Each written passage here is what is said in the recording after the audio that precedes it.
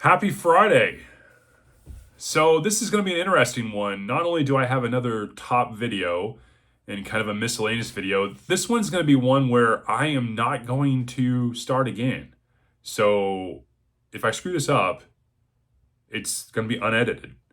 You're going to get it raw, you're going to get the raw video. So I mean, obviously I'm going to add my intro, my extra, and maybe I don't think I'm going to add anything special to this. I'm just going to add my intro, my extra, and that's what's going to be what it is. So let's jump right into this. So today's top video is books that stayed with me. I like these videos because I think they also are flexible because as like yourself as readers, our favorites are our books that we categorize into different kind of categories, like this one, like books that just stayed with me, books that I would kind of the same vein, books that I would give anything to read again for the first time.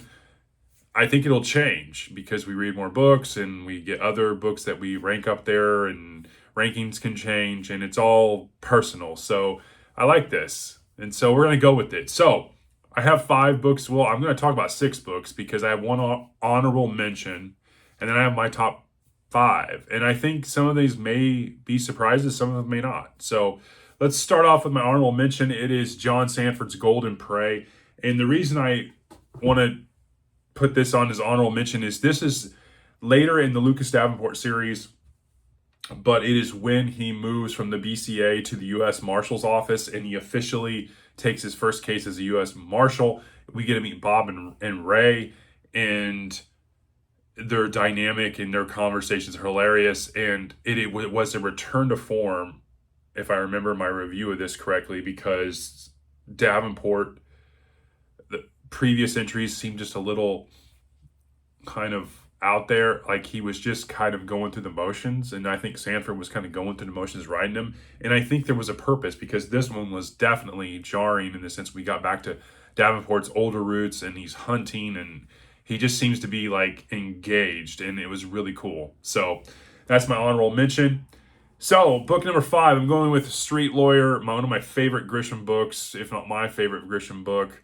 It's definitely up there in the conversation, but I mean, its opening is so great. You have this huge law firm, a homeless guy comes in, he has a bomb strapped to him, and then you take along, the aftermath, the point of view of this lawyer named Michael Brock, and what he does with his life. He basically upends it because he has a new perspective on life and what it matters, and he kind of leaves the chaotic lawyer put in 100-hour weeks to doing something that actually means something. And it's a very interesting tale, and I really enjoy it. At the number 4 spot, we have The Quick and the Dead by Louis L'Amour. This was my first Louis L'Amour book that I read and reviewed on the channel. It was my first Louis L'Amour book, period. It was so flippin' good. I was just so taken back by L'Amour as a writer. I wish I would read this again for the first time, and it's probably for 2 reasons. The book is great. I really enjoy this story. You have this family trying to make it out there, and they really don't know what they're doing. And you have Con Vallon, and he comes in, and he just, the girl's purdy, and he may have ill intentions, but he really doesn't. He is this guy that's going to take care of things. You have Huron. I mean, I just really wish these books, I would literally totally say, hey, I'm taking the afternoon off. I'm going to read these books, and I'm going to put all of my current reading goals and TBR on hold to read these. I really would. And so I think that's the beauty of this. So in the number 3 spot, the Tommyknockers. If you haven't checked out one of my reviews, I still think the review I did on this book is one of my better book reviews. You should check it out. Go to my channel. As Brian Lee Durfee will say, go to my channel, type in the Tommyknockers. It'll come up. And yeah, I put reading this book off so long. As I was making my way through Stephen King's catalog, I really had hesitancy about reading this because it was so polarized. Or people hated it, people I really liked it. And it seemed like the people that hated it was in the vast majority of it. And I read it, and it was so good. And I don't know if I was just in the right headspace, and that happens, and I think you can attest to that as readers. You get in the right headspace, and a book just clicks with you, and I wish I would have read it sooner. I mean, the same with all these books, but this one and Louis L'Amour trying him out, definitely wish I would have tried him out sooner. At the number 2 spot, this probably won't be a surprise, but we have Project Hail Mary. Oh man, the ending just, I mean, it's so good. The friendship, if you haven't checked out Bob Can Read's video, he talks about this as well, his latest one. I mean, the friendship you have between Ryland and Rocky, oh man, the ending of the book too is just, it's emotional.